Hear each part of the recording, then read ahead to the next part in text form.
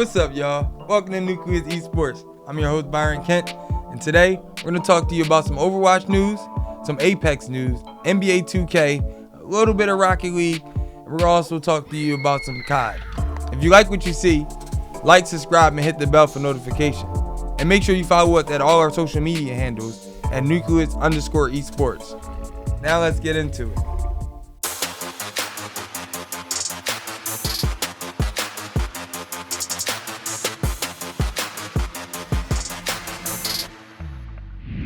This week in Overwatch news, the Overwatch League has released their contract information. Here are the top 5 free agents for the Overwatch League.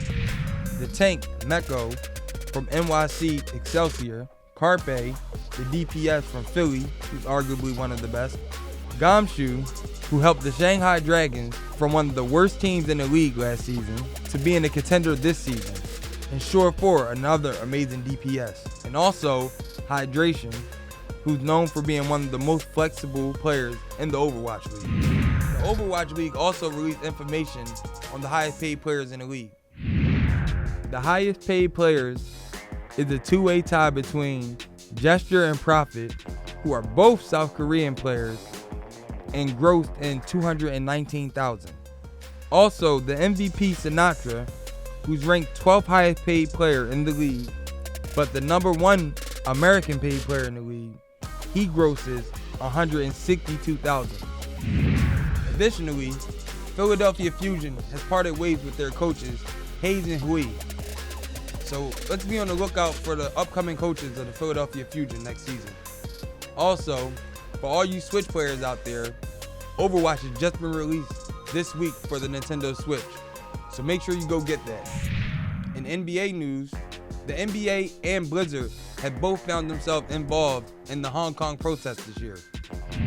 After the NBA cracked down in response to the Houston Rockets manager tweet in support for the Hong Kong protests, as well as players such as LeBron James, there has been a massive backlash in both Hong Kong and the US, seeing the NBA as bending the knee to China's financial influence over them.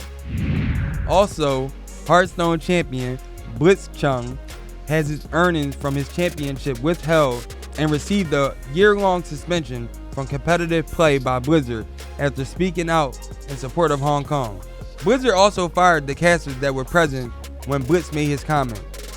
After immense backlash, Blizzard returned Blitzchung and his earnings and reduced his suspension, but hasn't stopped the Overwatch community from turning May into an icon for Hong Kong protests, challenging Blizzard and their relationship with China. And that would be it for our general news. Now let's get into some Apex.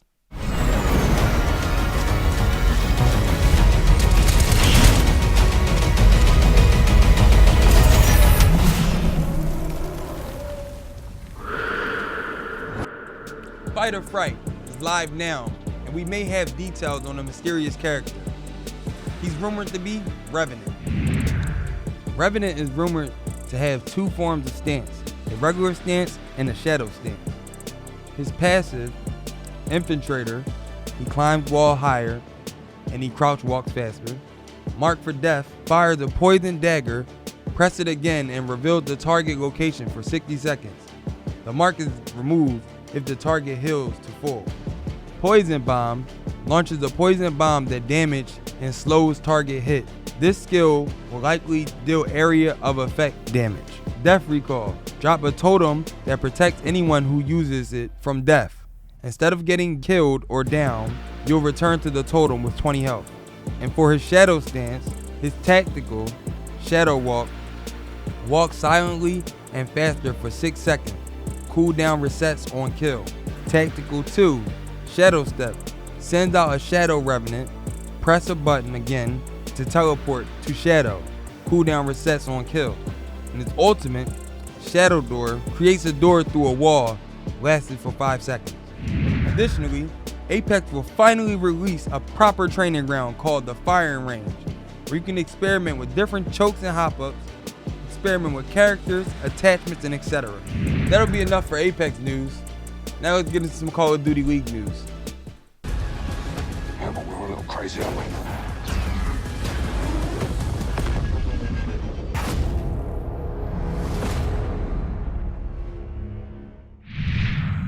There's a lot going on in Call of Duty League, between teams being leaked and the championship prize pool being announced. The name of the Call of Duty teams are Atlanta FaZe, Los Angeles Optics, Seattle Surge, Chicago Huntsmen, Minnesota Rocker, Dallas Empire, Los Angeles Guerrillas, Paris Legion, London Royal Ravens, Florida Monteers, New York Subliners, and Toronto Ultras. The Call of Duty League also announced their championship prize pool, which will be for $6 million to the winner.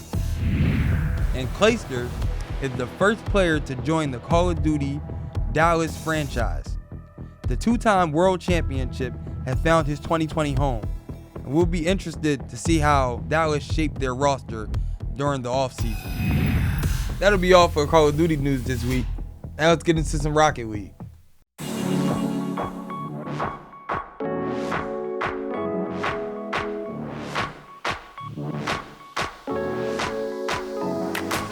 It's Week 2, Season 8 of the North America League, and we have lots of highlights. Here's this week's top 5 highlights.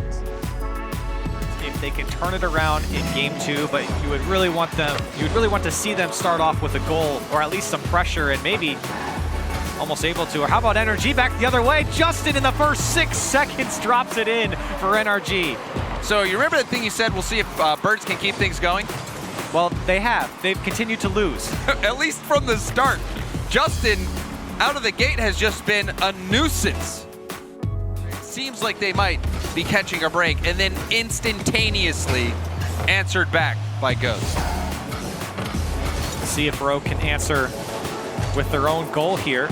AJ over to Wonder. He keeps this one towards the net, easily saved away by Memory, and Aleutian takes out AJ from the play. Now Atomic gets past the last defender, just muscles it by, and a lead opens up for Ghost.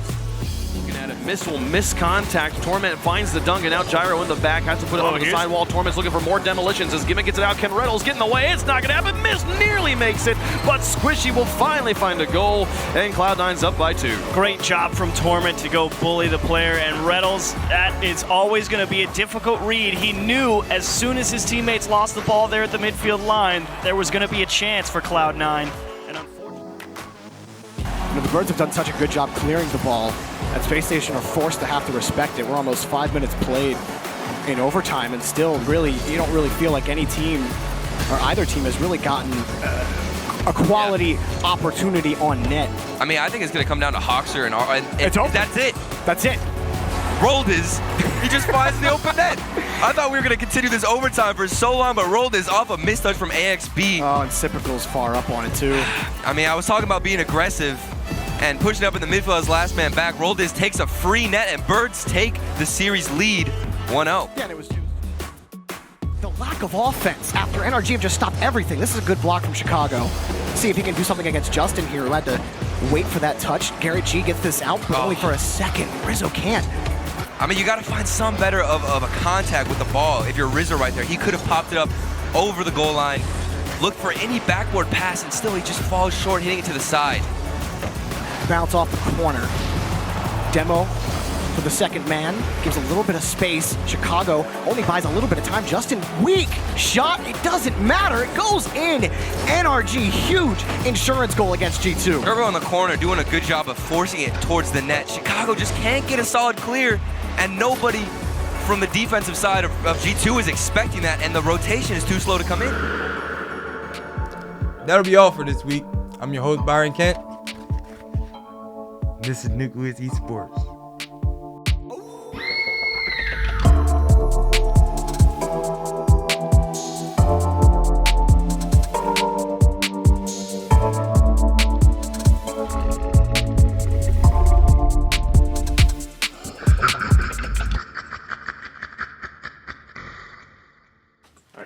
action.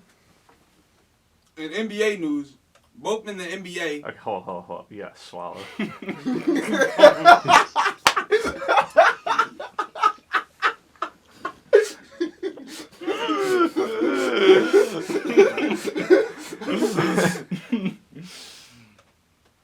Hey, yo.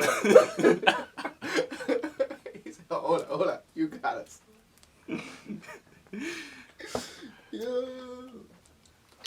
All right, you good? I just got chips in my Jeep. That's all.